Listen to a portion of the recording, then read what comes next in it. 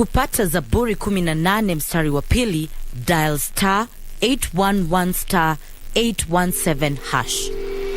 Mwenyezi Mungu ni mwamba wangu, ngome yangu na mkombozi wangu.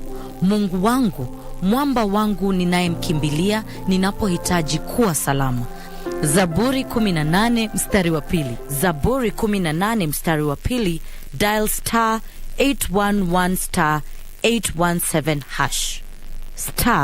*811*817#.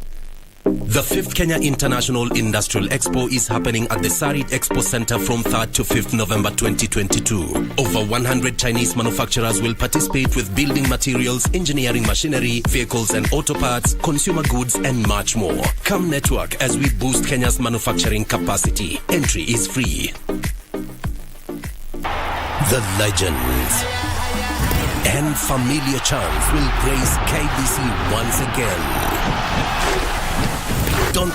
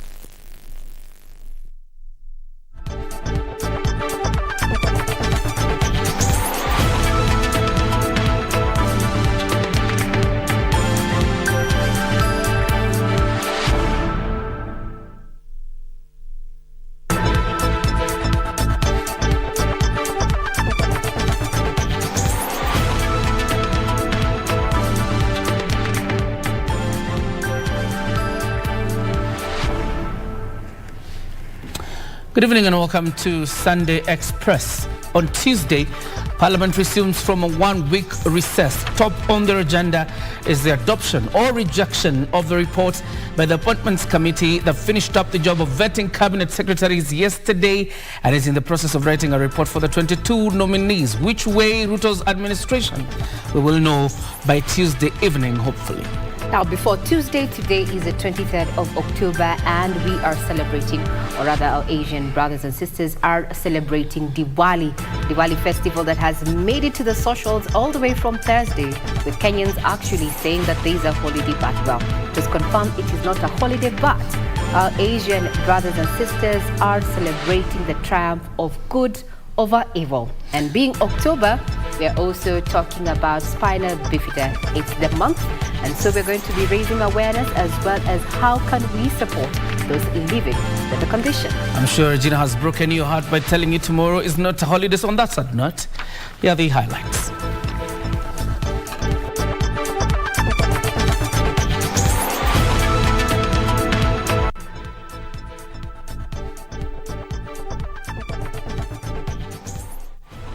Putting the country first, President William Ruto and the First Lady reach out to leaders and challenge them to work for the greater good of the country. Kalonzo's political forays Wiper Party leader spends the weekend in Nyanza igniting debate about future political realignments. And who killed Muganda? DCI launches probe into a hit-and-run incident that claimed the life of its lead creative designer.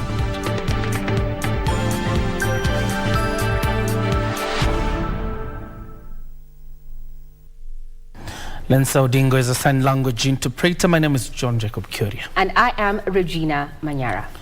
President Dr. William Ruto has reached out to political leaders, urging them to work together for the benefit of Kenyans. Now, speaking at a Thanksgiving ceremony in Kitui, President Ruto said his government will serve all Kenyans regardless of their political affiliations. The president was visiting Kitui County for the first time since the election in August.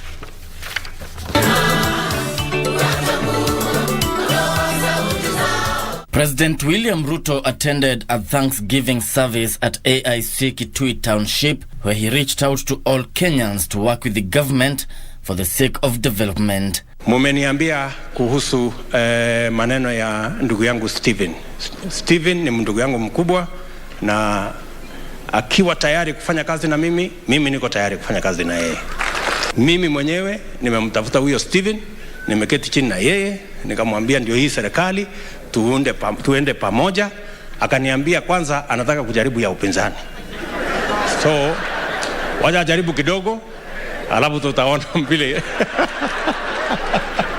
So there is no problem. Hata hii ya upinzani ni kazi pia. So there is no problem. Si tulisema kazi ni kazi.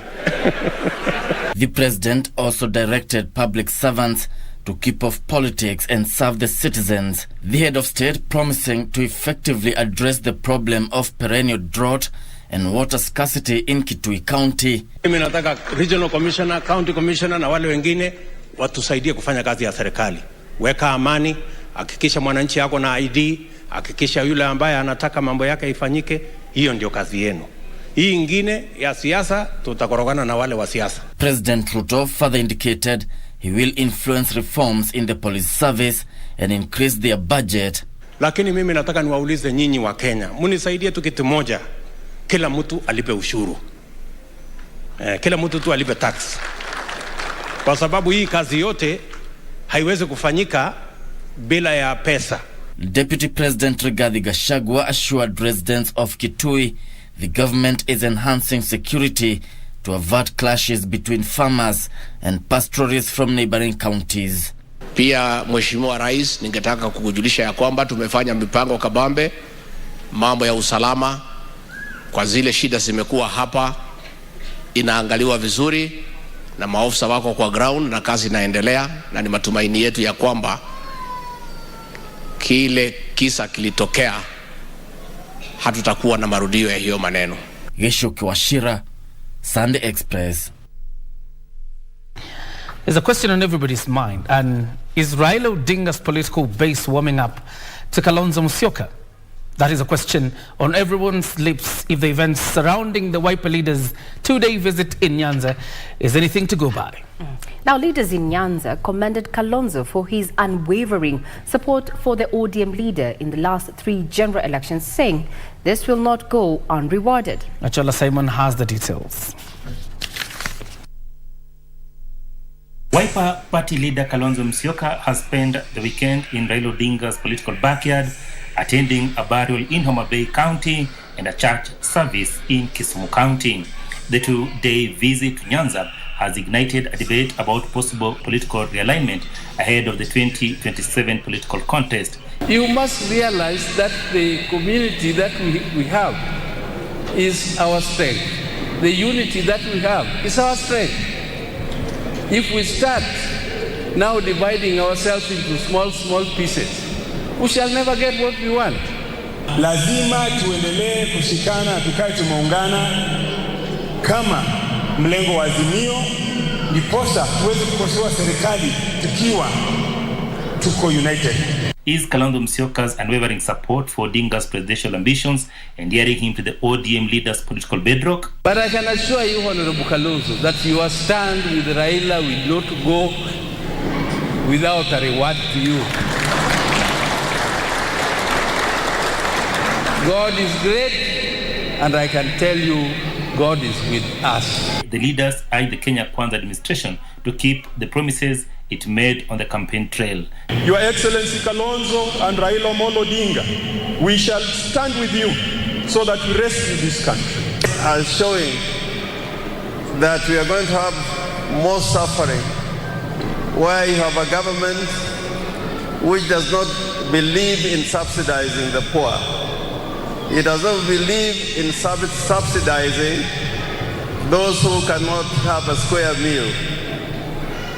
I can tell you that that kind of politics and economics will not get us anywhere. Kalonzo Musyoka steered clear of the subject and instead chose to address matters IEBC. Nobody should dare touch the 4 commissioners who are continuing commissioners, because they showed in their own way their sense of professionalism and they were not afraid. Wafula Chebukati, Boya Mulu and Abdi Gulie's term at IEBC end on 15th January 2023. Achola Simon, Sunday Express. There's the obvious big question of, this warming up to Kalonzo Musyoka. Where does it leave the Azimio running mate, that is Martha Karua, in terms of succession? And clearly, it's 2 months after the elections. We are into the elections of 2017. And when they say will not go unrewarded, the current government and the seat of power is Kenya Kwanza. All right, let's just move this forward. The Directorate of Criminal Investigations, DCI, is mourning the death of its lead creative designer, Boniface Muganda, who was hit by a speeding motorist Saturday night along the Northern Bypass in the Nairobi metropolitan area. Muganda, who was attached to the Corporate Communications and Public Affairs Unit, was headed home on his motorbike when he was hit by a speeding vehicle. The Directorate of Criminal Investigations says it is probing the incident. Through its Twitter page, the Directorate of Criminal Investigations confirmed the demise of its lead creative designer, who met his untimely death after being hit by a speeding motorist while on his way home on his motorbike. According to first responders who rushed the detective to Kenyatta University Hospital after the 9 p.m. incident, Muganda breathed his last at the hospital gate. His demise spread across the closely knit DCI family first. Muganda has been termed as a hard-working, self-driven and dedicated officer who performed his duties outstandingly and got along well with colleagues. The Directorate of Criminal Investigations on its official Twitter handle said the late, who was attached to the Corporate Communications and Public Affairs Unit, was a gifted communication officer whose skill in photography, videography and graphics design propelled him to the head of creative design desk at the DCI's Communications Unit. Among other assignments, Muganda covered last Thursday's Mashujaa Day celebrations at Uhuru Gardens in Nairobi County. The Directorate of Criminal Investigations say probe into the accident have already begun, even as it called on motorists to be mindful and courteous to other road users. Yusufar reporting for Sunday Express. Clearly something is amiss. Now, still keeping up with matters security is that detectives in Marsabit County are investigating an incident in which an officer based at the Moyale police station shot dead 2 of his colleagues and injured 2 others before turning the gun on himself. Lawrence Kuber waylaid his colleague Noah Odero, snatched his gun and shot dead 2 other officers. Kumberi is reported to have shot another officer in the shoulder before rushing to his house and shooting himself.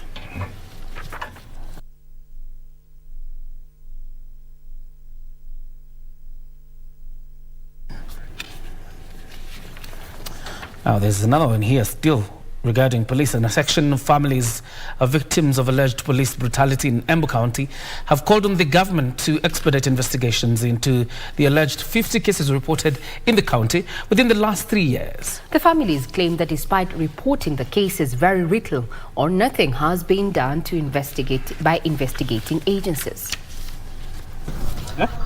Violensha Wawira from Kirigi in Manyata, Embu County, is a grieving mother who lost her son to alleged police brutality. Kirigi says she wasn't aware her son had been arrested but was only informed that he had died while in police custody. Nikapigiwa simu masaa ya saa 4, nikaambiwa mama Dwega kuja, Dwega nataka kuongea na wewe. Nikajitayarisha nikaenda. Kufika hapa kwa gate, hao wako hapo kwa gate wakaniuliza mama Dwega, kwa nini ukujia Dwega na tishu na sabuni? Nikamwambia tishu na sabuni haina shinda, nitampaia huko ndani.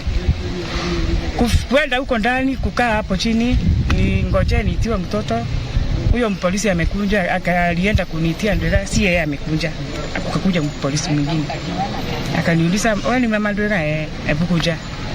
Bandana tuende pahali Dwega aliwekwa, hakunipeleka hapo, akanipeleka kwa mkubwa. Nikaenda nikaambiwa nikae chini. Huyo mkubwa akaniuliza, mama Dwega, kwa nini hii kesi ya mkuongelea mkiwa nyumbani? Nikamwambia mimi sikujua. Ni nini mnaniambia Dwega alishikwa? Nikaambiwa pole, Dwega alienda. Nikamwambia Dwega alienda wapi? Na mlikuwa wapi? Mmoja wao akatamka akasema Dwega alikufa. Jane Mudhoni shares a similar experience. Her sister Justin Joki from Kianjokoma was allegedly arrested only to end up at the Embu Level 5 Hospital mortuary. Kapigiwa simu, akaambiwa kunja Joki ako huku polisi ya Kaboteri. Arabu Papa akienda akawauliza kwani yako wapi Njoki, na mliniambia ako huku. Akaambiwa Njoki amegonjeka na alipelekwa hospitali. Nikatafuta Njoki huko Maondi akakosa. Nikamtafuta akakosa. Mtu mmoja akikunja akaniambia twende tukamtafuta huko Mosari. Mimi nikaenda huko Mosari, tukaongea na watu hao wa Mosari, wakaniambia Njoki huyu ako huku anaitwa Justa Njoki Njeru. Na mimi nikawaambia huyu anaitwa Justa Njoki Njiru. Alafu huyu akaniambia kunja tuende na wewe uone kama ni yako huku. Tukaenda nikaangalia nikaona ni Justa Njoki, nikawaambia huyu ni Justa Njoki ako hapa.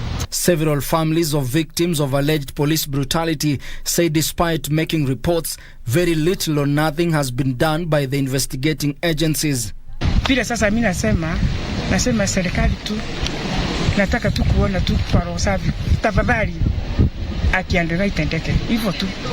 Serikali tusaidie hapa kupitia Njoki kwa sababu wako na watoto na watoto wanasoma. Si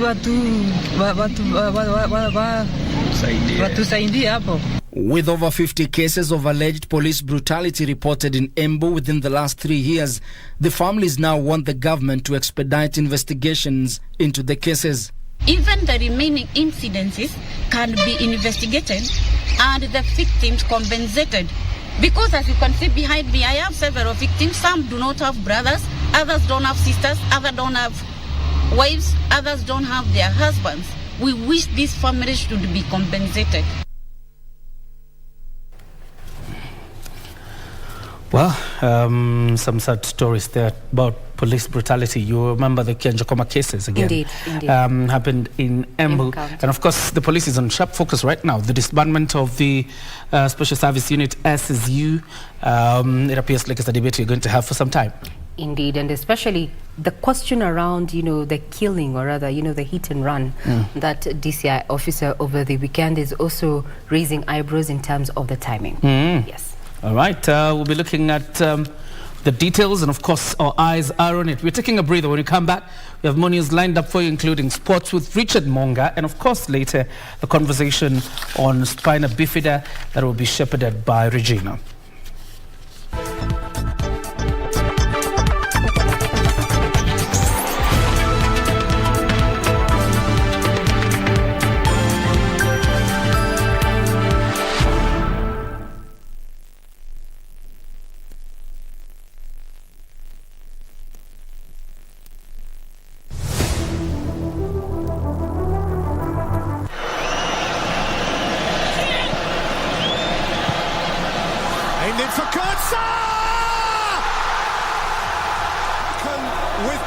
With finesse and speared beyond Romero, and Germany are the champions of the world. It has been a magnificent World Cup, won by a worthy goal in the marvellous city of Rio. Thank you, Brazil. Danke.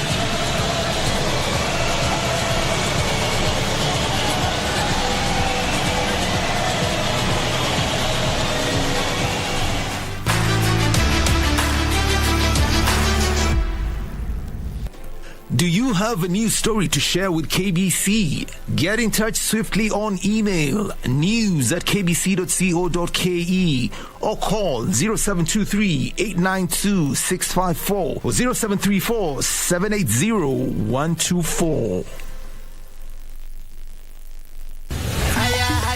The world's biggest sporting event is here with us. The FIFA World Cup 2022 in Qatar. KBC Television will air live 28 selected matches, while radio will beam live all the 64 matches. We would like to bring to the attention of the public that KBC is the only station that has exclusive 2022 FIFA World Cup free-to-air FTA broadcast rights for both TV and radio in the Kenya territory, and no other media outlet. Therefore, catch all the FIFA World Cup action live and exclusive on KBC TV and radio. KBC is indeed your true sports partner.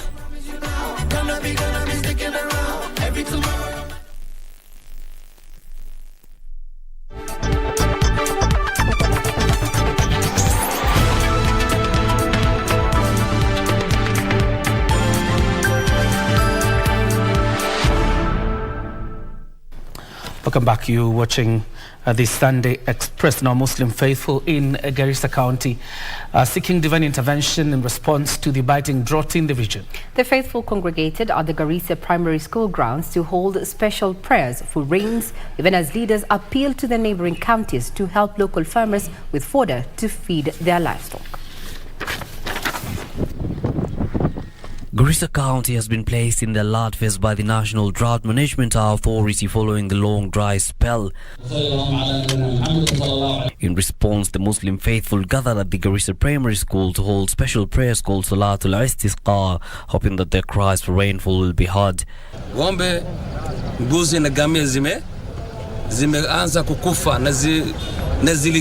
na wamekufa. Na watu ambayo walikuwa wanategemea kina mama, wazee, watoto, bia sasa hali yao ni hali ya makhtuti. Area Governor Nadif Jama, who joined the faithful in the prayers, appealed to neighboring counties to supply Garissa farmers with fodder to enable them to feed their livestock. When our livestock, come to your counties, wasifanyia vibaya. They should be accommodated because this is a crisis which is natural. It's not in our hands. And these are livestock people, they move with their little livestock. Sisi kama wakazi ama kaskazini mashariki wa Kenya hatujapata mvua miaka 4.5. But as locals seek divine intervention, the government is moving to ensure those in need of relief aid receive the supplies. Garissa Deputy Governor Abdi Dagane flagged off 4 trucks of relief food to cushion drought-stricken families in the region. In the next few days, we will be supplying more food. We have been doing water tracking for the past 3 months in these areas. 18,000 households that are seriously affected by this drought.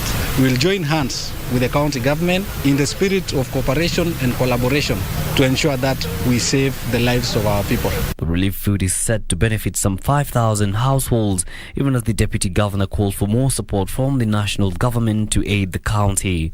Yusufar reporting for Sunday Express. Now from Garissa, we head into Kisii, where leaders are calling for the establishment of a cultural center where heroes and heroines from the devolved units can be honored for their exemplary work. Kisii County Commissioner Alan Machari said the national government will offer requisite support to ensure the plan is successful. Kisii County is home to several personalities whose exemplary work has not only been noted across the country but globally. Among the heroes is 87-year-old Stephen Mabea, who is among the first Africans to head a school in Kenya. Mabea says he helped transform education at Kisii Primary School, among other schools, during the post-colonial era. The independence, tulikuwa na syllabus moja sasa. Haikukuwa na ya Asians na Africans. Lakini hawa wazungu na Wahindi walikuwa hawaijui. Mimi ndio nilienda na nikaianzisha na nikaanza kufundisha walimu wafuate syllabus. Na wakati nilipoanza hiyo watumie hiyo syllabus, nianza kuwafundisha jinsi ya kutengeneza scheme of work kutoka kwa syllabus. Na nikawaambia ile syllabus ambao walikuwa nayo haitumiki. Na kwa baada ya miaka 3 Kisii Primary ikatangulia Kisii mzima. Area leaders are calling for establishment of a cultural center that will, among others, honor heroes and heroines from the devolved area for their exemplary work. Their sentiments were welcomed by Kisii County Commissioner Alan Machari, who pledged the national government support in the plan. I want to join hands with the Honorable Governor on the issue of creation of the cultural center. As he said, it is long overdue, and I am happy that you have promised to take it up. I want to assure you that we shall offer all the necessary guidance as the national government in ensuring that we set up the cultural center.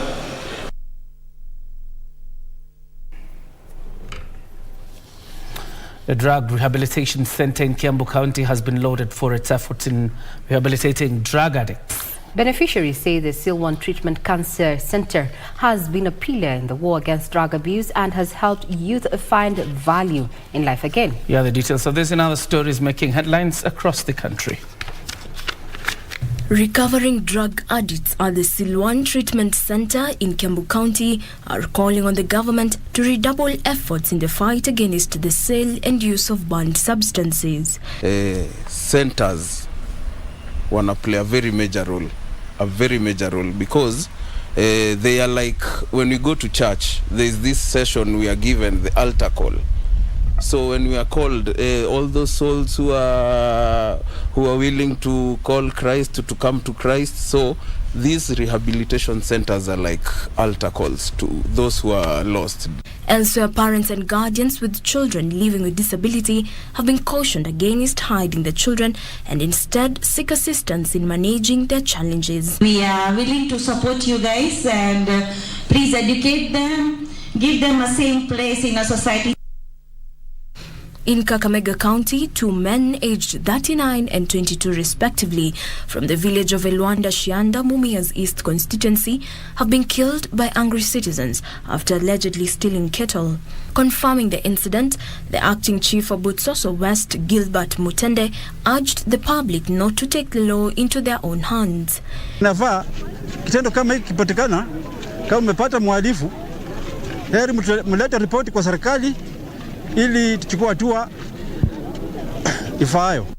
In the meantime, county governments have been challenged to increase budgetary allocation for agroforestry in order to mitigate against rampant deforestation, besides providing a livelihood for rural households. County governments across the counties to put this in their plans as well and adopt strategies at the county level and to have it mainstreamed, or not necessarily mainstreamed, as core function really within the CIDP plan, so that then we are setting aside resources to see that farmers are adequately supported to be able to adopt agroforestry. In Campbell County, residents of Nyambare and its environs are decrying increased cases of vandalism in the area. In less than a month now, approximately 5 cars in different buildings have been broken into at night, with residents now appealing for security to be beefed up. Jaribu kufanya uchunguzi wetu, tukawahi kijana moja ambaye anatusaidia na uchunguzi. Tutajaribu kuweka patrol zetu zaidi na I believe tutawakamata hivi karibuni. And the escalating forest fires across various protected areas within Makueni County have prompted Governor Mutula Kilonzo Jr. to immediately ban any form of logging within the devolved unit. The governor accused loggers of being behind the forest fires so as to be allowed to cut down drying trees for timber. It is a cartel, and we will not allow you to deplete our forest cover with the excuse of logging and burning our forests. Nimeuliza Kenya Forest Service together with the county commissioner watusaidie so that we can stop some of these fires. Jacqueline Masharia for Sunday Express.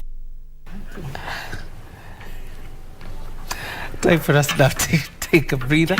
And of course, when we come back, Richard Munga will be up next with sports. I'm sure he's a bit happy, a bit sad after the results last night.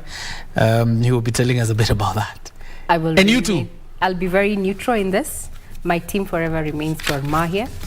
So yes, we'll be handing over to Munga in not so long to keep it right here. All right.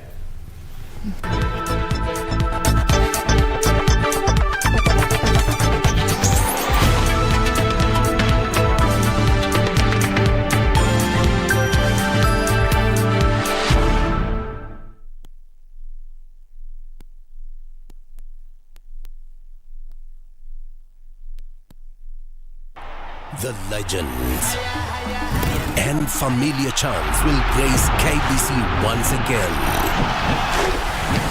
Don't miss. At KBC Channel 1, we put people at the heart of events with our captivating weekly news features. Every day, we are breaking new grounds with informative, entertaining, and inspiring human interest stories. On Mondays, 9 p.m., we have The Cabinets. Tuesday, 9 p.m., we get inside the barracks for military tales. We delve in the world of cinemas and theatre each Wednesday night. For the young and industrious, make a date with us every Thursday at 9 p.m. Fridays are dedicated for my culture. On Saturdays, we go back in time for history in perspective. And on Sundays, we get to know the process of how things are done and made. KBC Channel 1 News features a whole lot of wonderful viewing experience.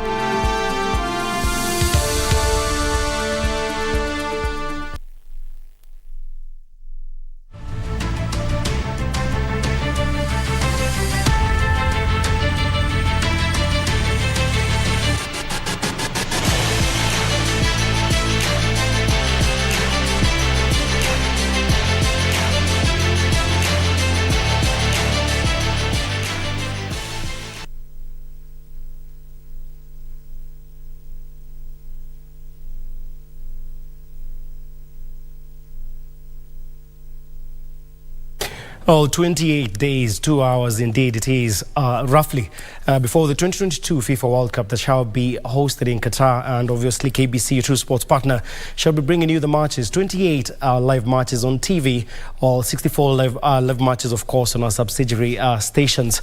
But first, let's head on to our top story tonight, where Kenya's Kibiwot Kandie produced an outstanding performance to win the Valencia half marathon. Kandie reclaimed the title with a masterful run, clocking 58 minutes 0.9 seconds.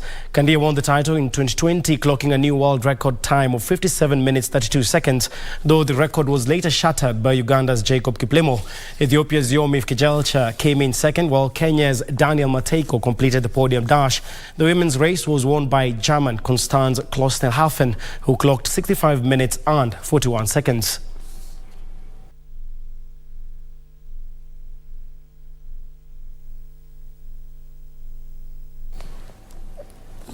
Meanwhile, Sarah Mawira, Kagure Maina and Alia Weber emerged victorious as the curtains came down on the Nairobi County Aquatic Association Level 3 Swimming Championship at the Makini School. Over 500 swimmers took part in the three-day championship, all eyeing a slot to represent Kenya in the Kana Zone 3 Championship that is set to be held in Arusha, Tanzania. Sarah Mawira, Kagure Maina and Elia Weber took the first three positions respectively in the girls 14 and 15 years 400 meters freestyle. I just finished my 100 meters butterfly. It was very tiring, but I finished strong and it was a great race because I got to compete with other people who are much stronger than me, and that motivated me to go faster. People asked me what was I looking for in the race, and I said I don't have a time. All I know is I want to keep up with the person in front of me, and I don't want to give up. In the 8 and 9 years girls 100 meters breaststroke, Akinyi Auka clocked a time of 1 minute 51.66 seconds ahead of Luisa Kimani and Neila Agwikunda, who settled for the second and third place respectively. In the boys 12 and 13 years 200 meters breaststroke, Neo Olenga clocked 3 minutes 6 seconds to finish ahead of Frank Nyingi, who settled for second place with a time of 3 minutes 16.92 seconds. I came from doing 200 meters freestyle. I placed third in my heat. I improved my time by 9 seconds. And you know, like when you have a big improvement like that, it's really encouraging because it shows that all the training that you've done, it's actually amounted to something. In the near future, I want to beat 30 seconds for 50 meters freestyle. That's my current time. I hope to get like 20 to 29 seconds today. In the men's overall standings, Broadband Swimming Club led with 34 medals, 18 golds, 6 silver medals and 10 bronze, with Bellevue Raptures and Brookhouse Swimming School taking second and third place with 11 and 12 medals respectively.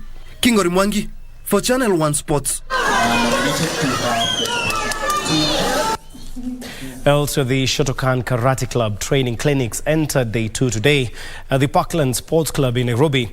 A training which is aimed at promoting the sport in different parts of the country will help players sharpen their skills ahead of the national championships that are slated for November this year. Speaking after today's training at the Parkland Sports Club, Nairobi's Shotokan Karate Club assistant coach Godrich Mosaga stated that the national event aims to create awareness and promote karate sport in the country after the COVID-19 pandemic. Karate is very important, especially for growing children. It helps them build their coordination, it helps them build their balance. It's a sport and an art, so it can also open a door for them to, in future, participate in competitions, represent their country. Musoga also added that they are planning to organize more tournaments to make the game more popular as they extend karate to grassroots levels. Our future plan first is to empower through teaching. And as you're saying, in future, we hope that this workshop will go outside. The Karate Club, also known as Angel Family in Kenya, will converge together and train on different categories in karate that include children workshop, adult class, children and parent workshop, and ladies class. You should join karate because it's very fun and it'll help you learn self-defense. So you can join karate as well because karate is very good. And if you do very nice, you will just reach on a black belt very quickly. Just like now I'm on an orange belt. It's the third belt. His sentiments were echoed by guest instructor Alexandra Angels and Marcus Angel from Germany, who hopes to spread the sporting event globally as an exchange program. Karate is for the whole life. I think it's very important. We have practice in Germany for physiotherapy, and so we do things otherwise because we show how to work karate and how you can train with your body and not against your body. That is very important, so you can train it in every age. King Orimwangi for Channel 1 Sports.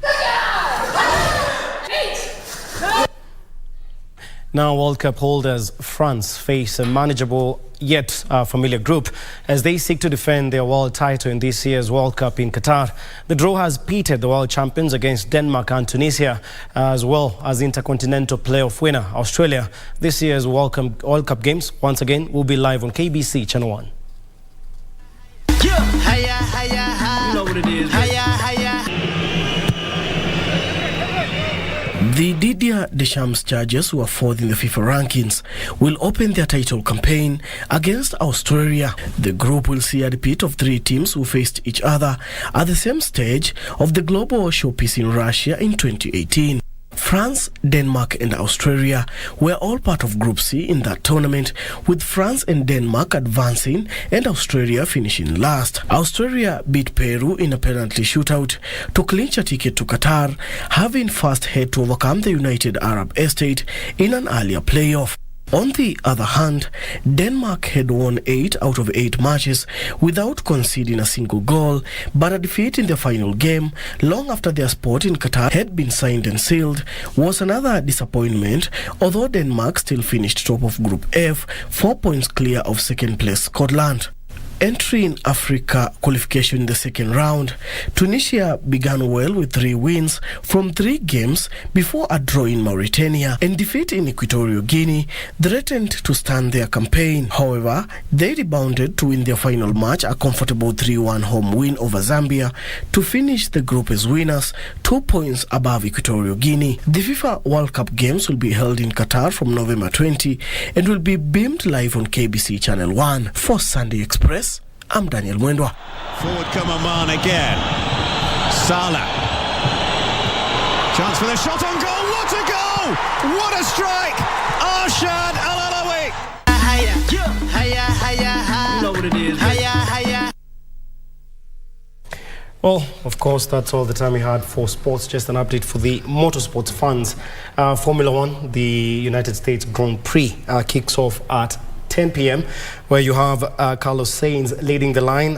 Second place, you have Verstappen and Hamilton in that position. But, I mean, it's Verstappen already won. So it's just about, finding the number 2 for the season, which most Mercedes fans are not as, proud as they were last season, to say the least. Absolutely, and we know another person, Pierre, who is not very proud about the team they support. But it's time for us now to put the cap on the end of a bulletin, but of course, after we exit, Regina will be engaging her guest on the conversation on Spina Bifida. Regina? Now, just a quick fact is that a report indicates that if you're obese or you are diabetic as a woman, it makes you predisposed to Spina Bifida. Of course, to giving a baby that has that condition, giving birth to a baby that has such a condition. And it's important that people also get to understand what is Spina Bifida.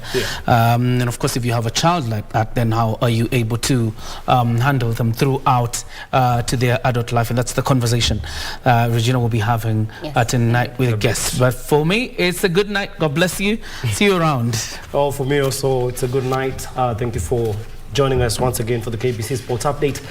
Karen Kibet takes over starting tomorrow. Have a good night. Now, as the men exit, we have around 20 minutes or so to put this matter into perspective, and our Twitter line is ever open at KBC Channel 1. We'll be back with this discussion.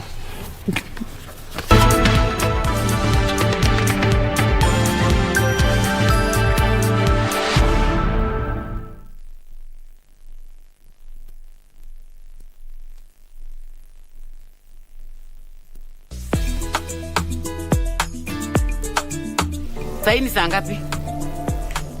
Sina saa. Woi! Hii unagaga mafambaya. Si unajua mganga ako na mechanical problems. Wewe usiingize huko ndani. Karibu nipate nini? Si serious stroke kwa roho.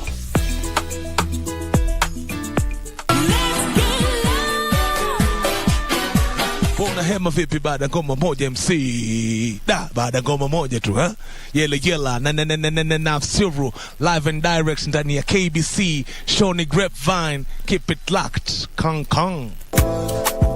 enter body on the girl them go shake their body.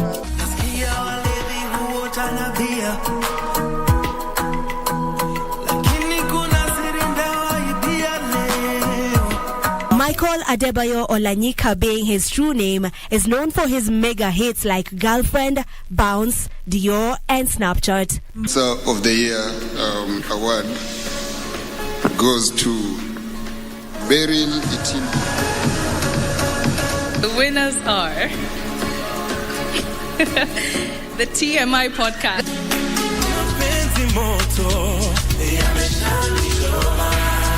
I never used to believe in love until the... How about Miss Nuria? Does she know that I'm her son? When are you all planning to tell her? You're being unfair, Cello. Don't be so tough on him. Do you really think so, Father? What they did to me and to my son just isn't fair. It is wrong. Don't you think that what you want to do is risky? Don't you want money or what? Well, of course I do. So then? All right, what do you want it? You can hate me if you like. You may choose not to ever talk to me again. But please don't forget about your marriage with my Beto. You two love each other. Please don't blame my son for my mistakes. This is not the way that I wanted you to find out about it. Nuria tried to kill me. So he already knows. Put that down and get out of the car! Put that down and get out! Get out! Get out of the car! You can take my car! Get out right now! Just take my car! I'm telling you! Please! Get out! Just take my car! Just take... The legends and familiar charms will grace KBC once again. Don't need. Some people dream of success, while Good Morning Kenya is here to make that happen. Start your day with authentic updates that can make or break your day. Make sure you know before you go. Join Jane Wamboi, Doreen Okello, Regina Manyara, and Victor Olo to share every morning with you. It doesn't matter where you are. You can always access Good Morning Kenya from different devices. Good Morning Kenya. Every Monday to Thursday from 6:30 to 10 a.m. on KBC Channel 1.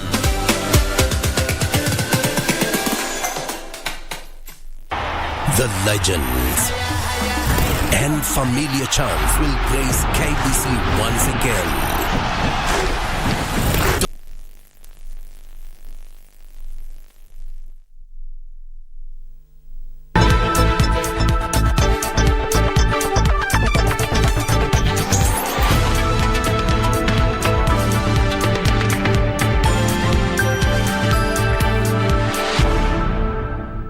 Good evening. Thank you for still keeping us company right here on Sunday Express. And tonight, being on the 23rd of October, it is the Spina Bifida month, and we're here to raise awareness and also try and get support for those who are living with Spina Bifida. And taking us through this conversation this evening is, to my immediate left, is a nurse trained and working with Bethany Kids, and that is Jane Mutinda. Thank you very much for your time, Jane.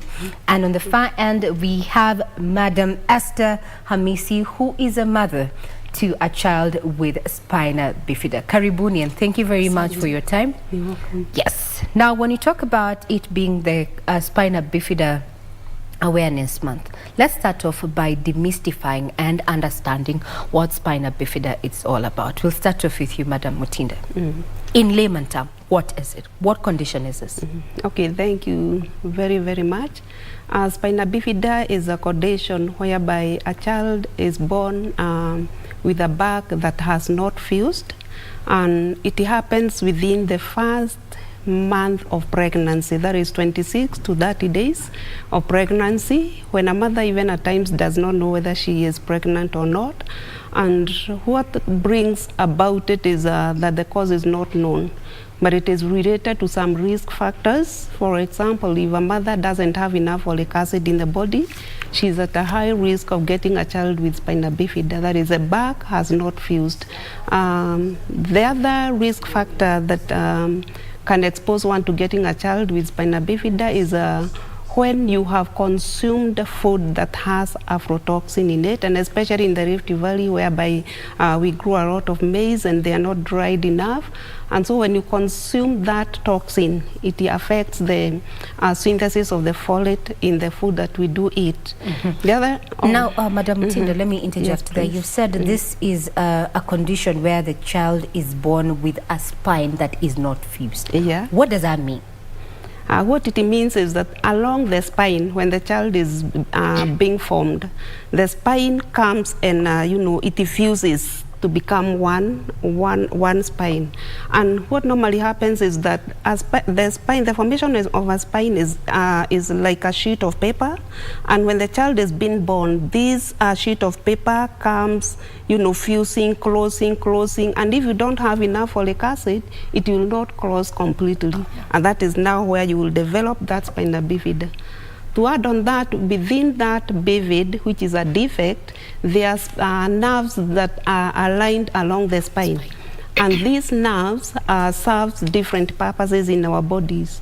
They give you the strength to walk. They give you the ability to sense when your bladder is full, when your bowel is full and you want to ease yourself.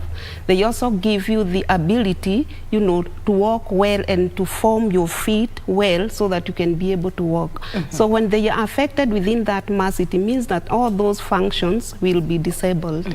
Now, Esther Missy, you're a mother to a child with Spina Bifida. At what point did you actually know that? Did you know you were at risk, given what we have been given here in terms of, exposure to aflatoxin foods, maybe lack of folic acid, and what has been said over the years in regard to this particular condition? Okay, kwanza nashukuru.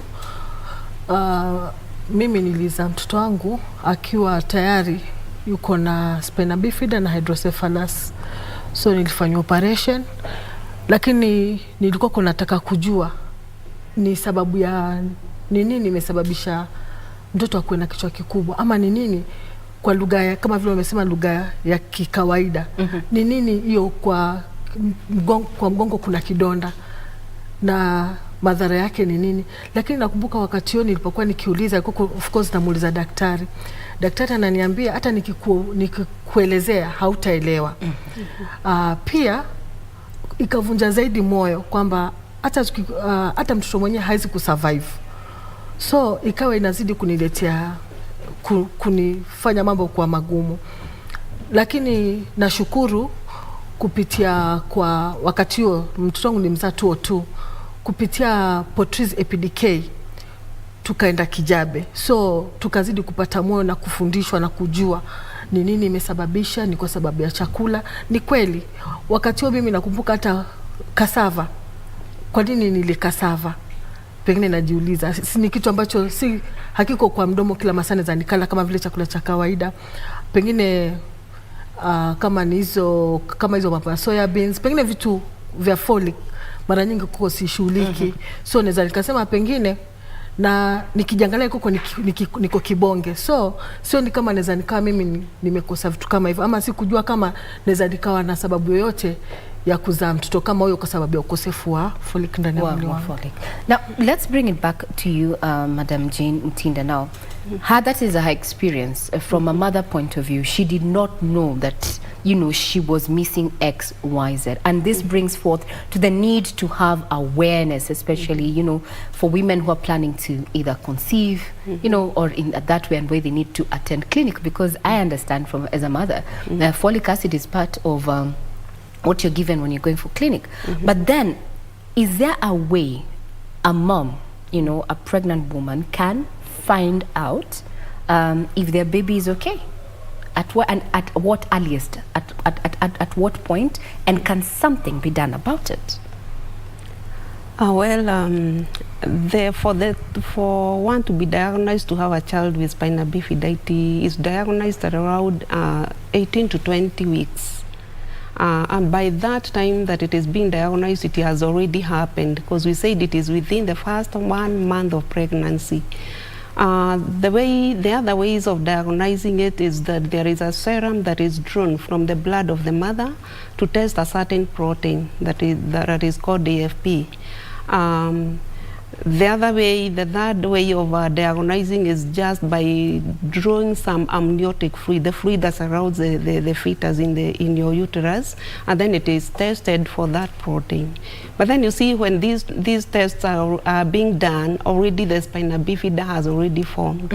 So it will be too late, but it is good because the mother can now be counseled on what you're carrying in your body, and the counseling starts, and that is where now acceptance will come in, and you also get awareness of what you're carrying. Yeah. Now, when you talk about pregnancies, especially for first-time mothers, you rarely have planned about it. It's actually an oops pregnancy. So we are looking at the formation between the first month of pregnancy, of which that's when you're actually learning you are pregnant. So now, being that this is you know, the awareness month, then what can be done from your recommendations from where you sit to actually increase more awareness that if you are indeed pregnant, immediately you know you're pregnant, you need to do X, Y, Z? Because I've heard you mention issue of folic acid and such consumption. Yeah, in fact, as we have said, that before you realize that you're pregnant and you go to maybe to your antenatal visits, the spine has already formed. And so in this awareness, what we would say is that it is good you know what causes spina bifida. And apart from what I had mentioned, folic acid and aflatoxins, there are other risk factors like mothers who have diabetes. We also have obesity, mothers who are obese, and we have other mothers who are using some drugs like epileptic drug. There is a drug called valproic acid. It affects the synthesis of folic acid in the body. Mothers who are HIV positive and they are using some drugs like the DTG. Those are drugs that can interfere with the synthesis of the folic acid. And this is where now the caution comes that before you conceive and you're aware that anyone can get such a condition, it is good to be aware what to do. And what we tell our mothers is that our girls from who are within the age bearing stage, we tell them that is from around age 13 onwards. We tell them it is good you know yourself, you know that you need to have folic acid which is enough in your body. You also know whether you fall under the categories of the things that I have mentioned, and we give them folic acid tablets, which we advise them to take them 3 months before conception. or before pregnancy. I know it is hard, especially for our school girls who get pregnant without even planning of it, but it is good they be aware when they are engaged in sexual activity to know that such a thing can happen to them. And those folic acid are very cheap, even at the counter. You can buy them from the counter. We also have those food that are rich in folic acid. Things like green leafy vegetables, or the grains that we do take. We have the sweet potatoes, we have broccoli. But then the problem is these foods may have destroyed the folic acid that is innate by the fact that our soils nowadays is spoiled by the fertilizers that we do use. So that soil may not be good for the folic acid in the plants that we do grow. The other thing is that the way we cook our food, you may find somebody cooking the green leafy vegetables until they overcook them to be like soup. They lose the vitamins. You know, they lose the vitamins that are in it. So there are many factors that can affect the foods that we eat, and that is why we advocate for folic acid supplementation to be very sure that you have folic acid in your body. We know the government have done something by fortifying the food. But at times, you see, like the fortification they have done, we really give thumbs up to the government. But who would take ugali Monday to Monday? It's very, very rare. Indeed, it is. And, now, what impact does, Spina Bifida have to a person, and does it affect their life expectancy? From a nurse point of view, then we can also listen to her view as a mom. Yes, Spina Bifida has many effects on the child or on the client. Number one, because of the nerves that we mentioned, if a given area has an innervation of those vessels, those are nerves, like the bladder. The nerves along the spine controls the bladder. And so it means that if that defect, there were some nerves that supplies the bladder and they are affected, it means that that child will not have control over the bladder, and so they will be leaking their urine throughout, and it has a social impact on them. Socializing with other people is not easy, and again they develop some other secondary conditions like hydronephrosis, whereby the kidneys are damaged, because the kidneys are the ones that filters our blood, and if you see about the urine formation.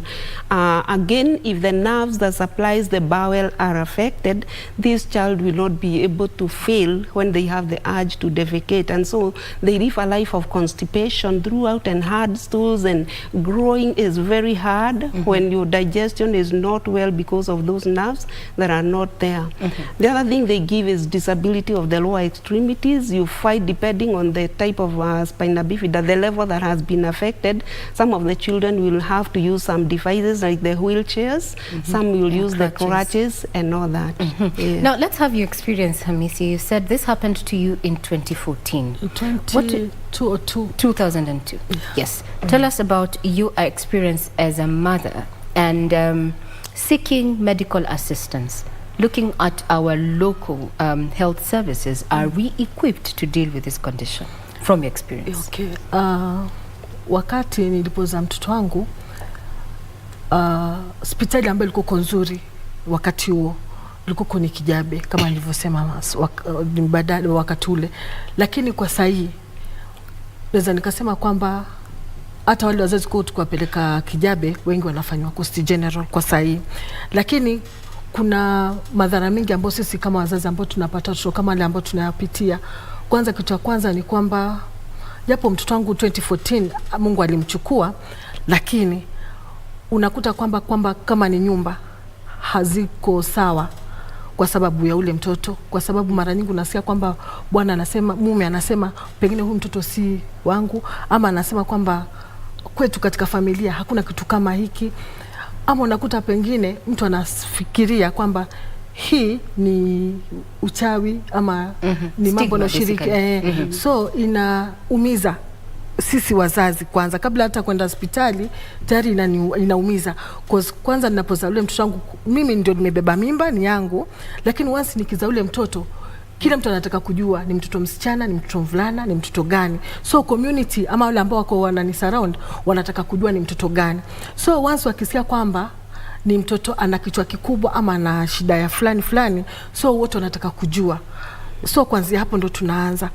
Kwanza kitu ya kwanza natakana kwamba ninapozaa mtoto kama ule, nashukuru mimi upande wangu kwamba family ilinisaidia, ilinishikilia mkono. Once mimi kupitia yale ambayo nimepitia, nikimpenda mtoto wangu mimi na kila mtu atampenda. Sasa lakini kama pengine nitapata changamoto kutokana na familia na community, ama pengine nijikatae, ule mtoto pia anakatalika katika community. So inakuwa ni kama ni changamoto. Lakini kama chairperson wa Shark Coast, tunajaribu kwamba kuweka wale wazazi kwa pamoja. Once nikijua kwamba mimi nimezaa mtoto wa hydro na Spina Bifida, nikiwa niko peke yangu, so ninaanza kufikiria nifanye nini, niende wapi, kutakuwa vipi. Lakini tukiwa tuko kama support group kwa pamoja, inakuwa ni rahisi. Ama nisitaona kama mzigo ni mkubwa. Hata kama pengine nitakuwa nimekataliwa na mzee ama nitakataliwa na family, lakini nikijua kwamba wewe uko na mtoto kama huyo na Jenny uko na mtoto kama huyo, nitajisikia kwamba siko peke yangu, tuko wengi, then tuna move forward. Moving together. Actually, that's a clarion call as we bring this conversation to a close. I will give Jane a second or so. Since this is the Spina Bifida Awareness Month, from a practitioner point of view, what can we do better? As you've heard her tale, support is key for these children and the parents, as well as the community to accept that they're within us. As we close. As we close, I would say that Spina Bifida is real. And anyone can get a child with Spina Bifida regardless of your level of education or whoever you are. And so it is good to be aware that there is a solution. That is, you need your folic acid supplementation. The other thing is that there is something that can be done to these children. Do not hide these children in the houses. Do not do abortion when you hear that you have a child with Spina Bifida. There is something that can be done. And Bethany Kids is there to start with you. We have a very good program that do surgeries. And after surgeries, we do make sure that we follow up these children. We have many sites within Kenya, around 18, whereby we have a mobile clinic that visits all those sites at least 5 to 6 times in a year. So it is corrected, can be corrected. It can be corrected, and they can even live a normal life. We have children who have gone even to having families, and they are still in the program. They were born with Spina Bifida, and they have their own families. So it is not really a death sentence for that child. Indeed. So one word as we close, Madam Okay, mimi ningependa pia kushukuru Coast General Hospital. Tuko na neurosurgeon ambaye ni mzuri sana, anaitwa Dr. Okanga. Anafanya operation watoto wakiwa ni wengi, mpaka sisi wazazi ama tukiwa kama viongozi tunasikia kwamba tumeridhika. Pia tuko na center ya wazazi iko Likoni. Inatufanya kwamba tunakaa pamoja, tunafanya trainings kama kina Jane, mara nyingi wakiwa wanakuja na outreaches zao, wanakuja kwa center yetu. Sisi wazazi wenyewe tunapeana parent counseling. So ningelipenda kualika kwanza Spina Bifida Day. Shark Coast tunaifanya Likoni, tuna walk, tunatembea kwa pamoja, kutoka ferry mpaka Shelly Beach kwa center. Yote ni kuhamasisha watu wajue Spina Bifida ni nini, na madhara yake ni nini, na je, nitakapoona mtoto ambaye anatembea ama ana Spina Bifida ama amejikojolea, je, niweze kumwelewa yule mtoto. So tunataka kuhamasisha community waweze kufahamu na waweze kujua, na kama kuna mtoto amefichwa pia aweze kutolewa kwa nyumba, na watu waanze kutoa ile kasumba kwamba mtoto wangu amerogwa ama amefanyiwa kitu na fulani, so waweze kutolewa na waweze kuishi na maisha mazuri, wasaidike. Na zaidi tunataka kuwaona, kuna this is a conversation, Madam Hamisi, hatutaweza kumaliza kwa sasa, but thank you very much for the invite. We will be looking forward to be there. We have an office in Mombasa, and I'm sure they're going to be doing that coverage. Well, if you have been keeping us company, this is a Spina Bifida Awareness Month, being October, and everyone, actually every woman of childbearing age can actually bear a child with Spina Bifida. So kindly visit your medical center, and above all, ensure that you're taking food rich in folic. I'm Regina Manyaro. My guests have been Jane Mutinda and Madam Hamisi there. See you next time. Have a pleasant evening ahead. Asante.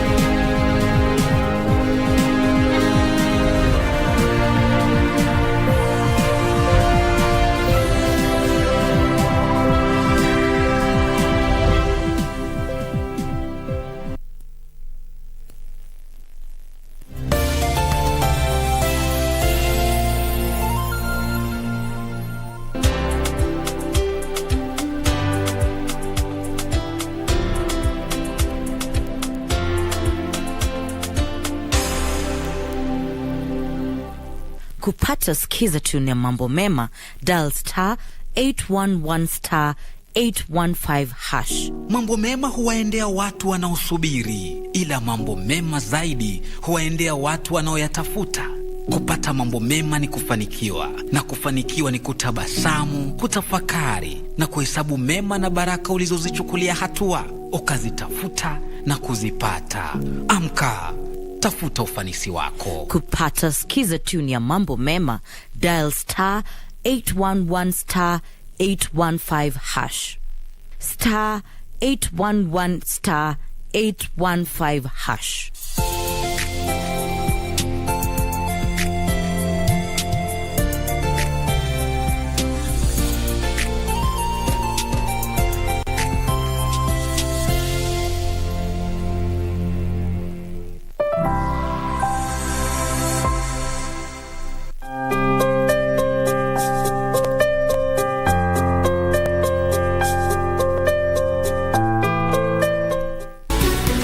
Hello guys, thank you for being part of Save a Life community. For now, they have managed to save and transform more than 984 lives.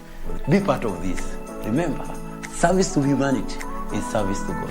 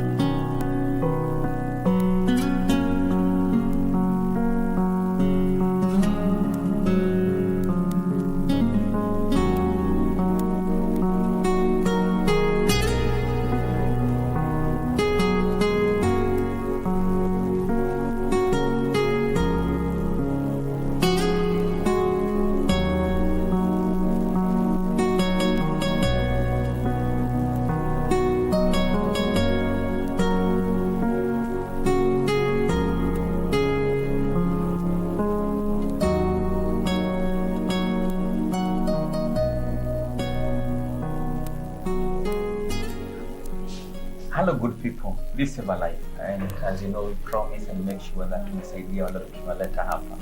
And as you know I went to Embo and I met this lady Jemima, and tukampromise kwamba lazima tutamtia daktari, and as you know we normally work with the best. So the surgeon here atajiintroduce tuambie the way forward with the investigation so that she can, he's an expert, to shed more light on what needs to be done.